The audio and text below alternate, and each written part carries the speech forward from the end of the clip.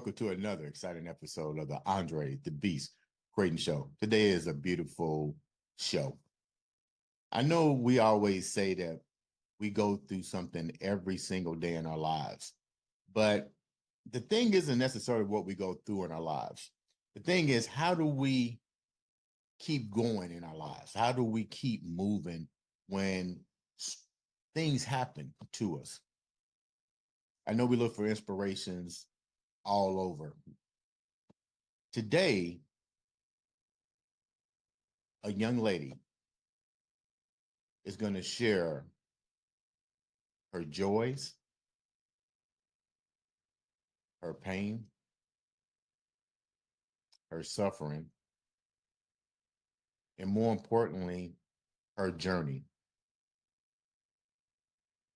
I'm a little silent here because I know we have 30 minutes, but I know this story because I talked with her in depth.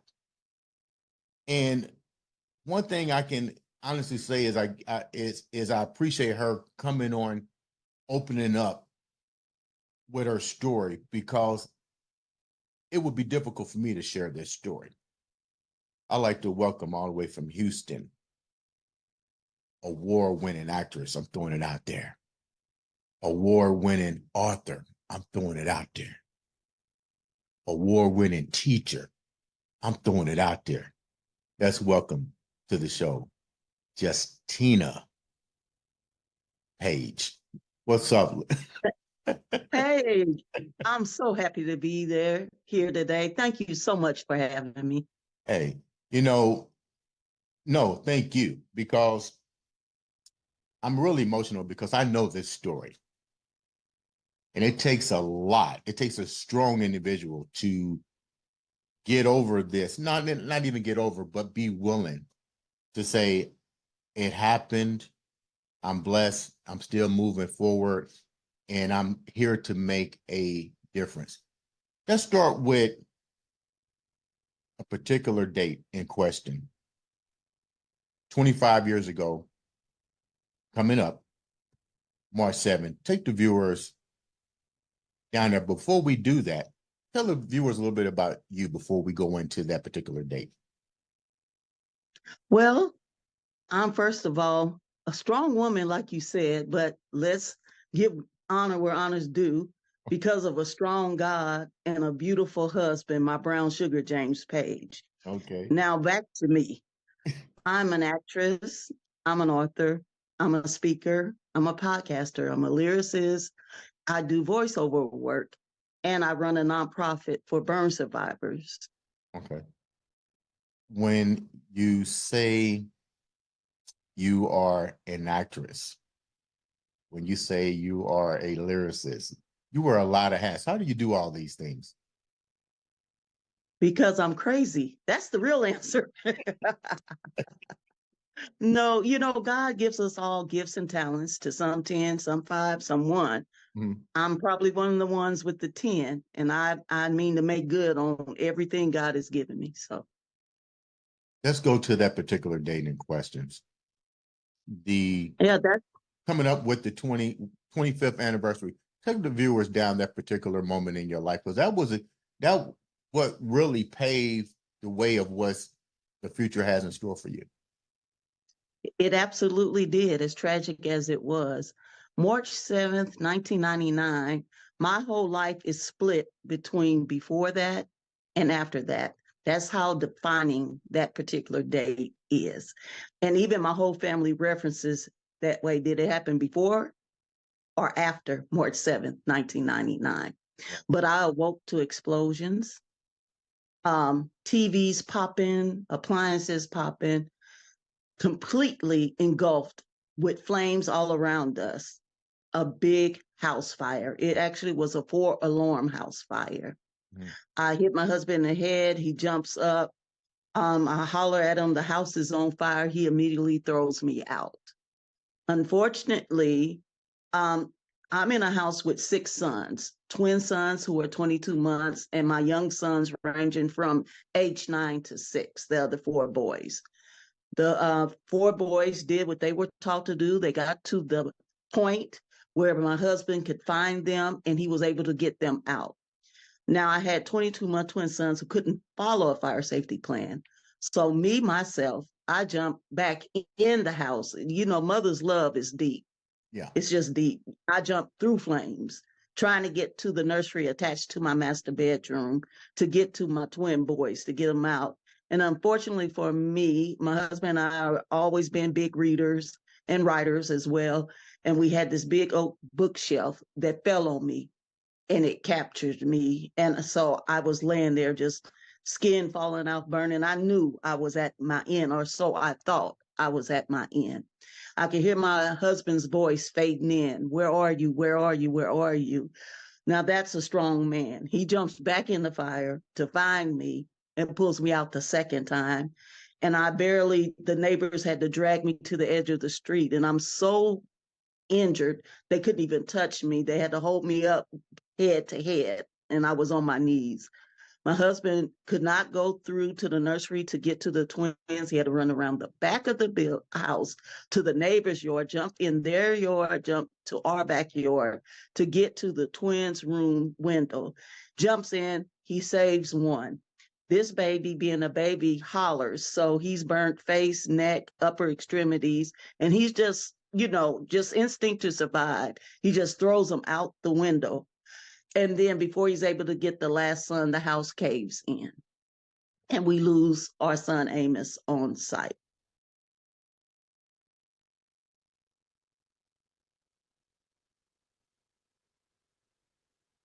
When you were trapped, all kind of things must have went through your mind at that particular moment in time, going back to rescue your children. And now you're pinned down.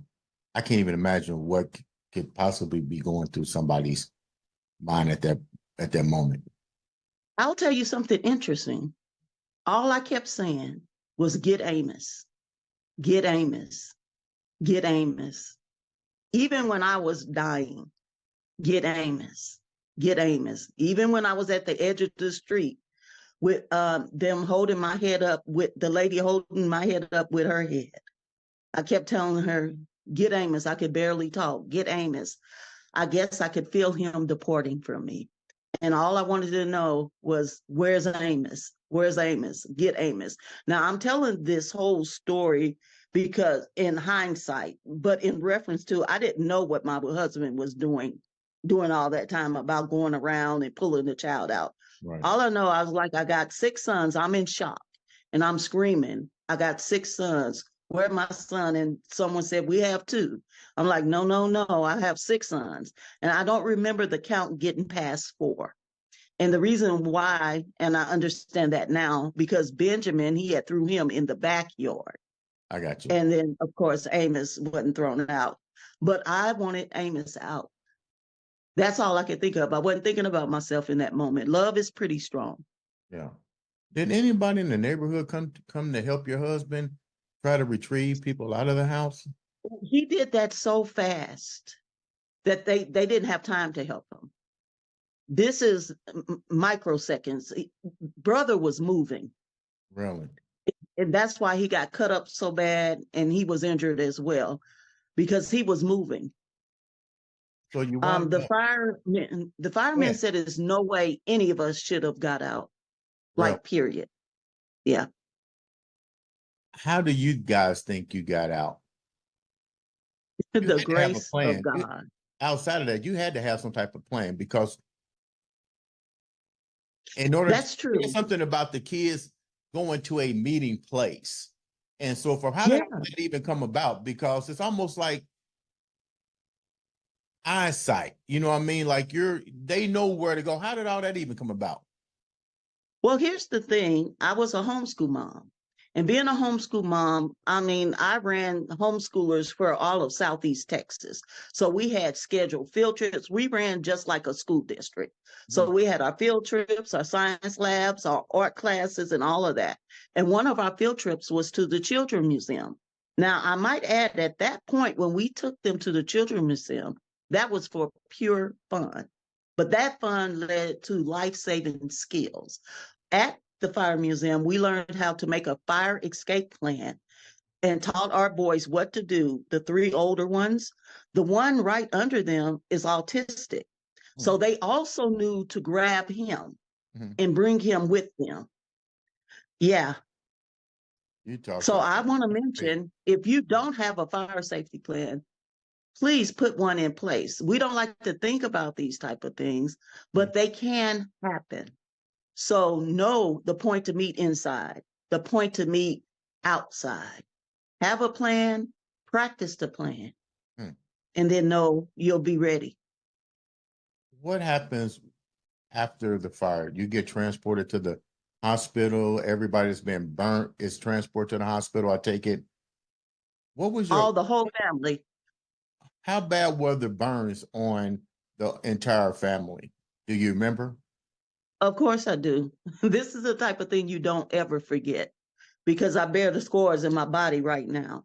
Hmm. So here's the thing. They put us in the ambulance 2 by 2.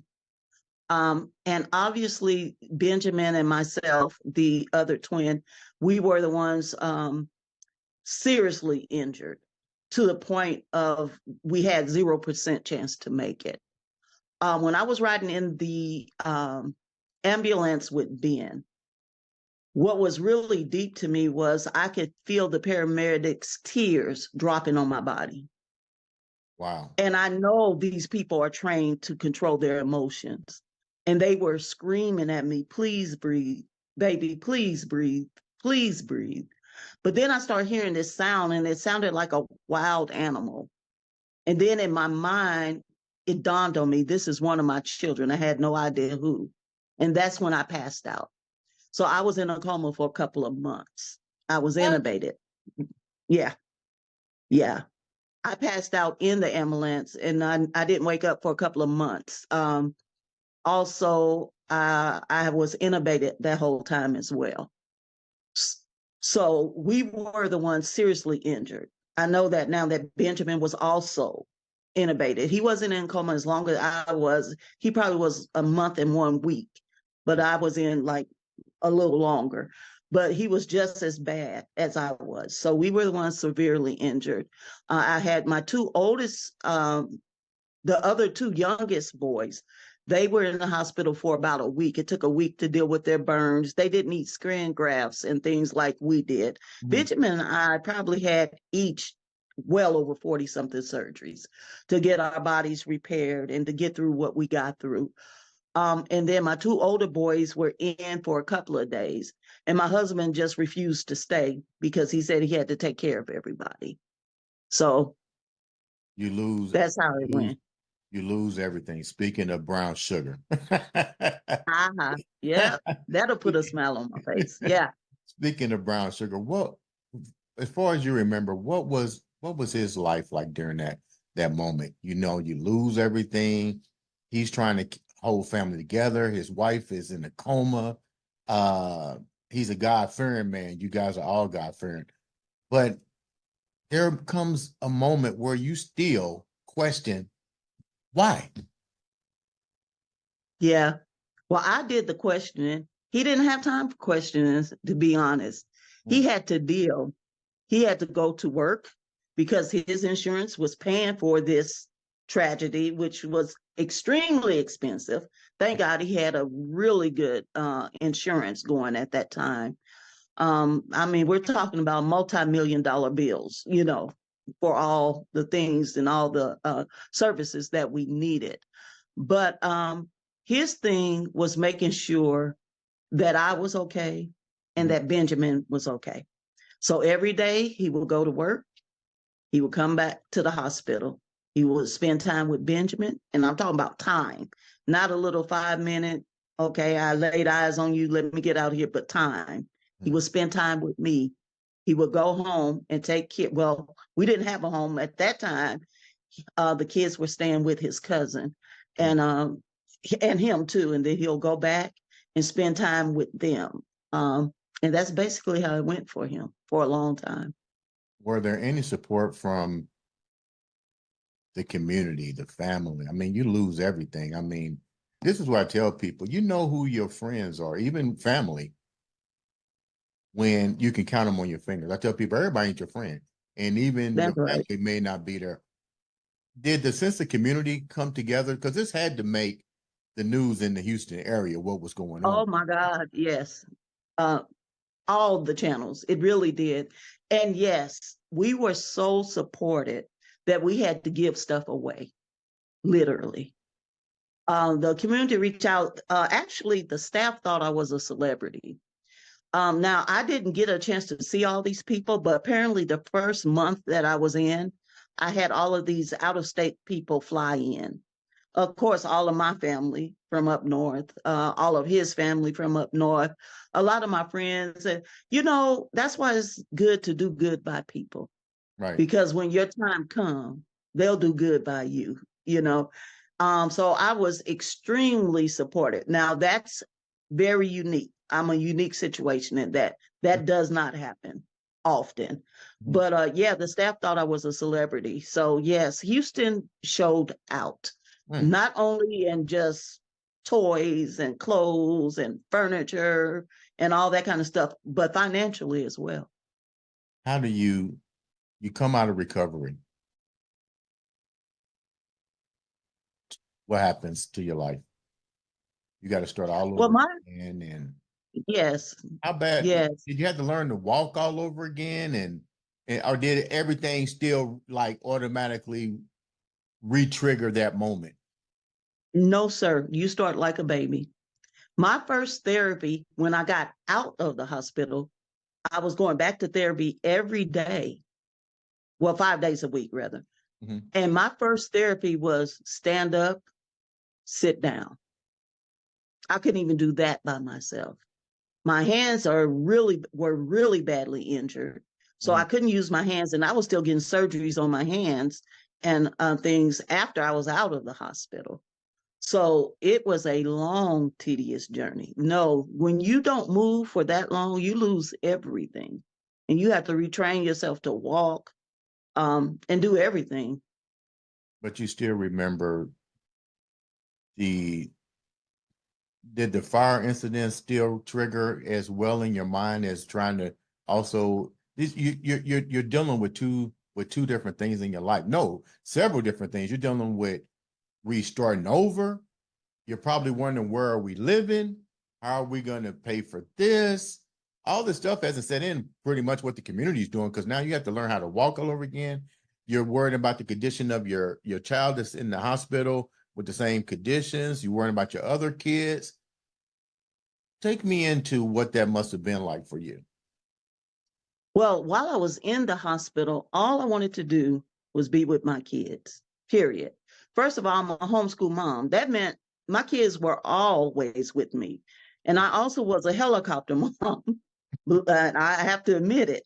So I was the mom where when it was time to do sleepovers, okay, that's cool, but you come in over here where I could keep an eye out on what's going on, that type of thing. So my big thing was I wanted to see Benjamin, and the nurse kept telling me I'm not really ready to see him. And I was like, I don't know what you're talking about, but I'm ready to see him. Bring me my son.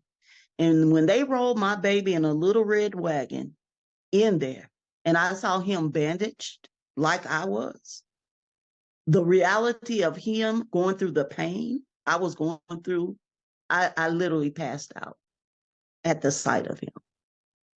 It just did a number on me. Just that visual. Yeah. Because I know how much those bandages hurt. I know what it means. That meant he was getting them same scourgings I'm calling them scourgings. They weren't trying to hurt me, but it just hurt. The process hurt. Right. And you go through it daily. Mm-hmm. And I'm like, oh my God, I can't believe my baby is suffering like I'm suffering. So that was really, really tough. Another thing, when I was finally able to see my other 4 boys, I'll never forget, they wheeled me out in a neural chair, which is pretty painful, but I'm like, I'll take the pain. I want to see my kids. Right. And when my autistic son saw me, he ran for his life because, of course, I didn't look like his mother. I had bandages everywhere. My hands were disfigured, and that just hurt my little heart. But my oldest son, I'll never forget, he grabbed his other 2 brothers and brought them to me. And he told them, he said, this is our mother, and she's hurt and she needs us. Now, everybody give her a hug. And I don't know. Yeah. So it was pretty nice. Oh my God. So you go back home. Hmm. You go back home. What's it like for you? How do you mend the pieces? I mean, my heart goes out to you. I know people say understand. No, you don't. I can never understand what you've gone through, but my heart goes out to you that you had the strength to endure, overcome, and still triumph. So you get home, your husband sees you. How do you guys pull the pieces back together? How do you Oh, make the family back strong again? it's really it takes work. That wasn't easy. It wasn't easy. Fortunately for me, I married a jewel, and I know I keep bringing this up, but Brown sugar. yeah, I married a jewel. I remember, I'm gonna be honest with you. I remember he was bathing me because I had to be clean. All those sores, all those things, all my wounds had to be cleaned daily when I got out the hospital. And it takes hours to do that. And he would do this kind of stuff before he went to work to make sure I was clean and together. He took care of me. And I remember sitting there looking at him and wondering, what does this man, in my mind, I didn't say anything, think of me now? How can he look at me now? And it was as if he could read my mind. And I'll never forget, he looked me dead in my eye. And he said, "You are the most beautiful thing I've ever laid eyes on," and kissed me on my forehead. And I'm going to be honest, I was okay after that. I didn't care what nobody thought after that. And I made an error. Here's an error I made. All the emphasis was on me and Benjamin because we carried the outer scores. Not a lot of emphasis was put on the other boys who carried all of the inner scores. Mm-hmm. And that didn't come out until about maybe 3 or 4 years later. How did that come out with the other It boys? came out with my oldest son, it came out in rebellion. The hurt, the pain he felt from losing, quote unquote, his twin. Both of my boys had their twin. I had this game where, Amos was Jonathan's twin. You're going to make sure your baby's okay. You're going to check on him. You're going to, his bottle and Joseph. And I made it a game, but they was actually helping mama out, Right, right. But they're like their father. They're extremely responsible young men. And even at the fire, Jonathan, they told me it took about 5 to 6 adults to pin him down because he was going in that fire to get his baby, his responsibility. So he felt God had betrayed us, and he just went off on a tangent. And it took years, literally, for him to recover from that and for us to get through that. But I'm convinced if we had tapped into what he was going through, what he was dealing with earlier, it wouldn't have got as bad. Right. My second son, Joseph, he just one day we were having a family movie night. We like doing that. Having one tonight, by the way. But anyway, we have a family movie night. It's just one of the things we do. Even with my grown children, I do it. Right. Grandkids, I do it. But he said, just all of a sudden said, "I'm a coward." And I'm like, what the what? Who told you that? I'm all ready to jump on somebody. And he said, "Remember the fire."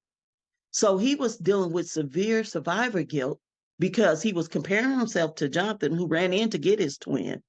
And he said, "I only saved myself." I'm like, "You're 7.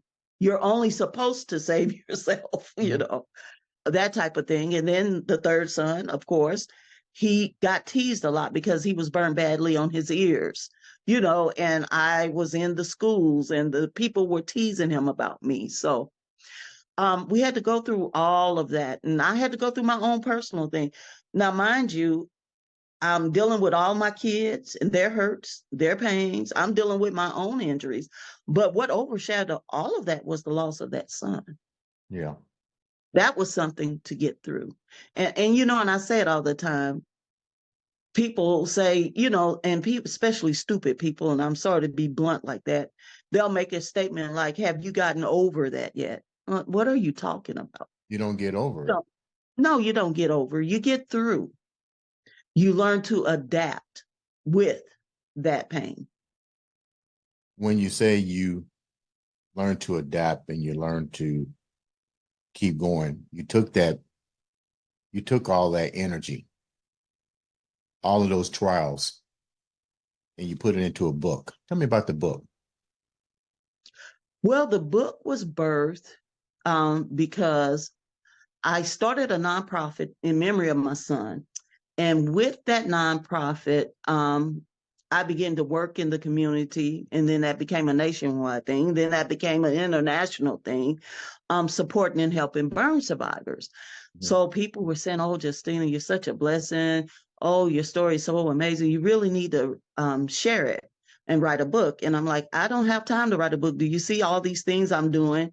Right. And then someone on my board said, "Well, if you write the book, the proceeds can go to your nonprofit." I'm like, "Oh, let's write the book." That's an eye opener. So 2 months later, we had a book, and I self-published that book. And then it got picked up by a New York publishing house a few years later. Justina, let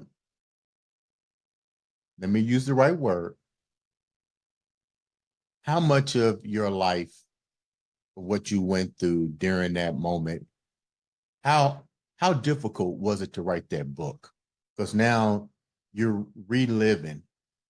Yes. You're probably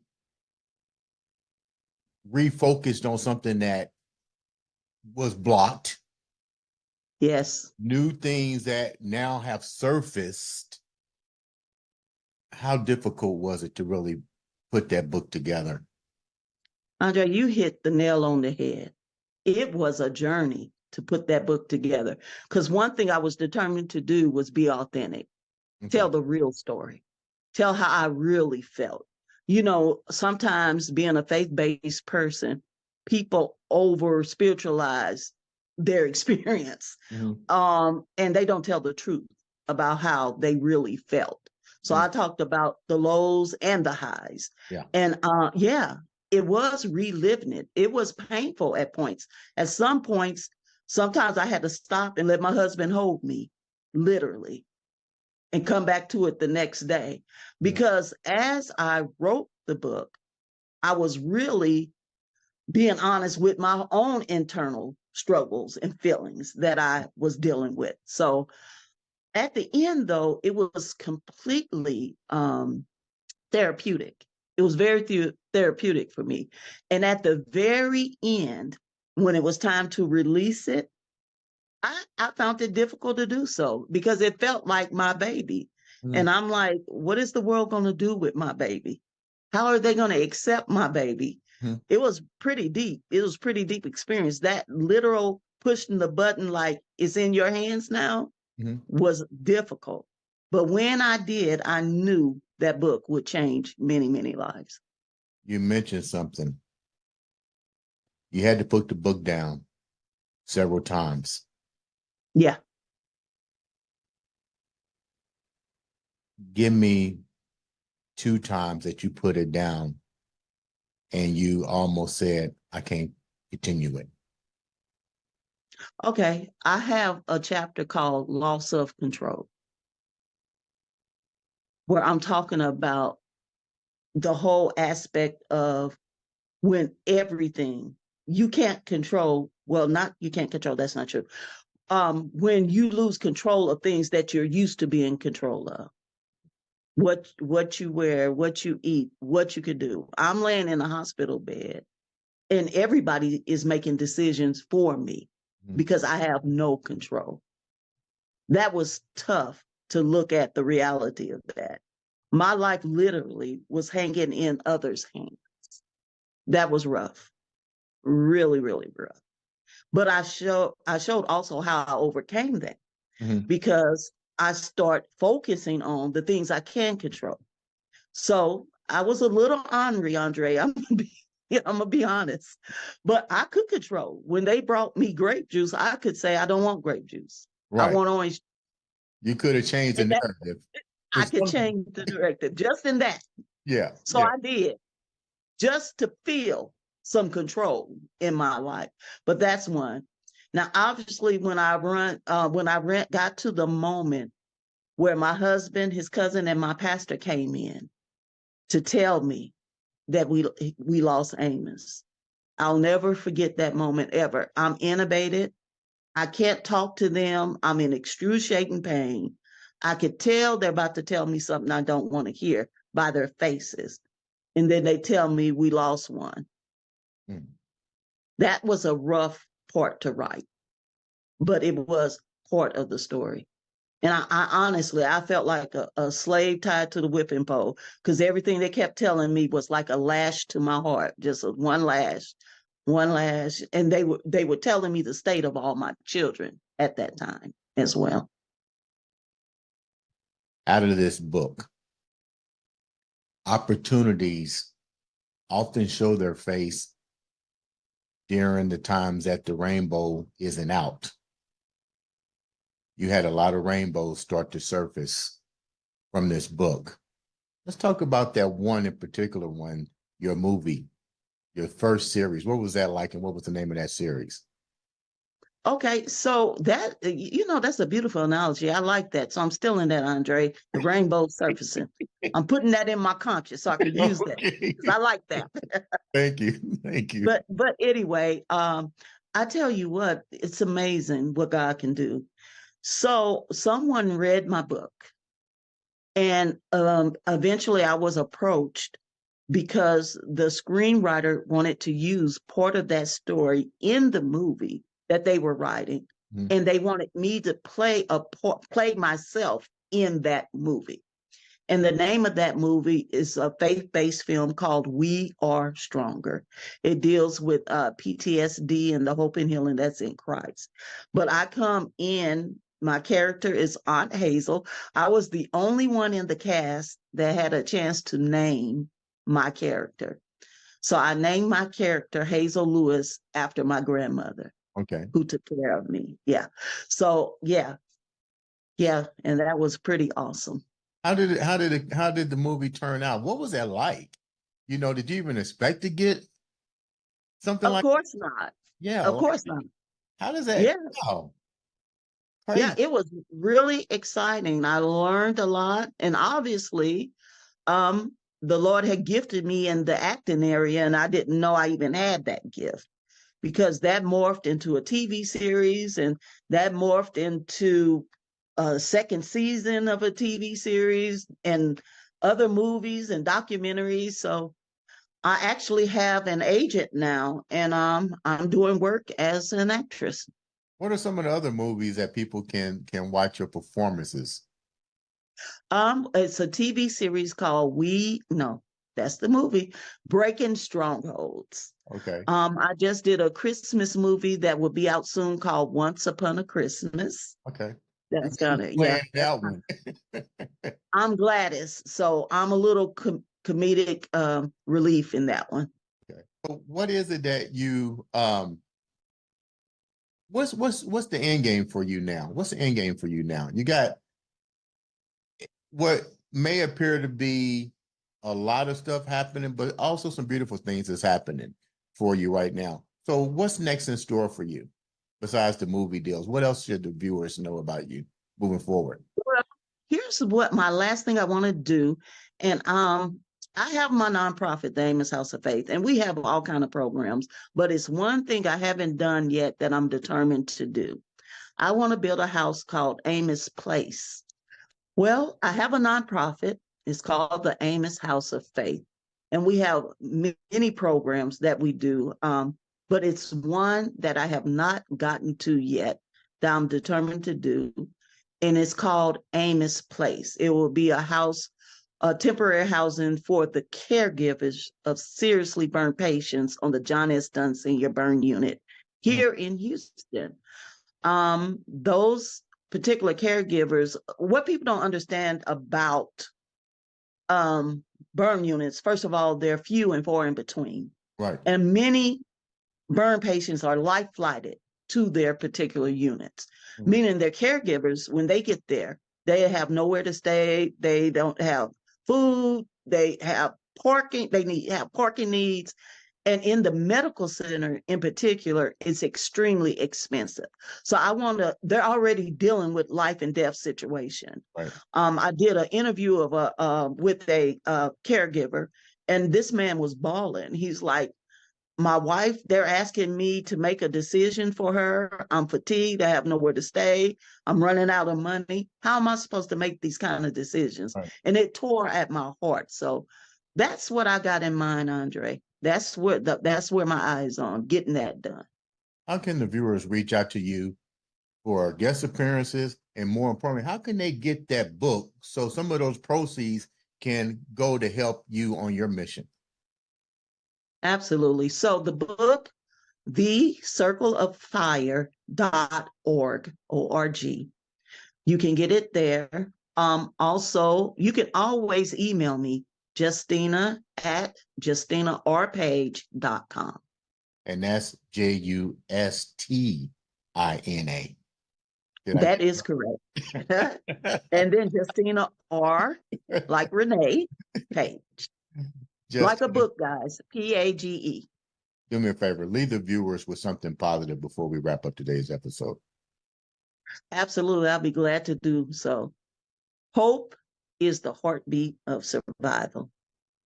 Keep hope alive, whatever you do. Life is a thing that happens. It's just how we deal with life that matters where you go. It's not the circumstance that defines you, but the attitude that lives within you. Ladies and gentlemen, this has been another exciting episode of the Andre the Beast Crayton Show.